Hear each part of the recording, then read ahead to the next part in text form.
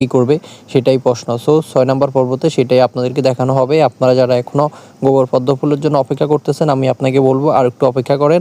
গোবর পদ্ম ফুলের কাজ চলতেছে, খুব শীঘ্রই আপনারা গোবর পদ্ম ফুল ডামা কিংয়ে আপডেট পেয়ে যাবেন। আপনারা অবশ্যই ডামা কিং ইউটিউব চ্যানেলটি সাবস্ক্রাইব করে আমাদের পাশে থাকবেন।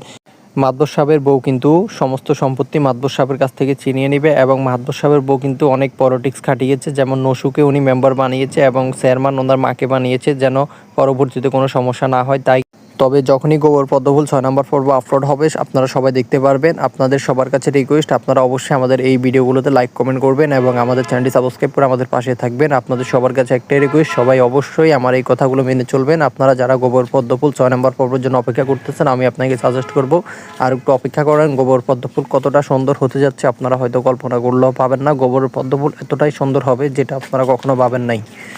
তবে দুঃখের বিষয় হচ্ছে অলরেডি মাতবর সাহেব কিন্তু আসলে ওনার এরিয়াতে যে মেম্বার চেয়ারম্যান আছে সবাইকে চেঞ্জ করে দিবে এবং চেয়ারম্যান মেম্বার বানাবে মাতবর সাহেবের বউয়ের কথা মতো বানাবে এবং মাতবর সাহেবের বউ যখন মাতবর সাহেবের কাছ থেকে সমস্ত সম্পত্তি নিয়ে যাবে তখন কিন্তু মাতবর সাহেব নিরুপায় হয়ে যাবে। আপনারা সবাই জানেন মাতবর সাহেবের বউ কিন্তু অলরেডি জেনে গেছে যেন মাতবর সাহেব তার সাথে এই আগে যে অকারেন্সগুলো করছে সবগুলো কিন্তু মাতবর সাহেব করছে, এটা কিন্তু মাতবর সাহেবের বউ জেনে গেছে। সো এই কারণেই কিন্তু উনি এই সম্পত্তিগুলো হাতিয়ে নেবে। তবে আমি আপনাদের সবাইকে সাজেস্ট করব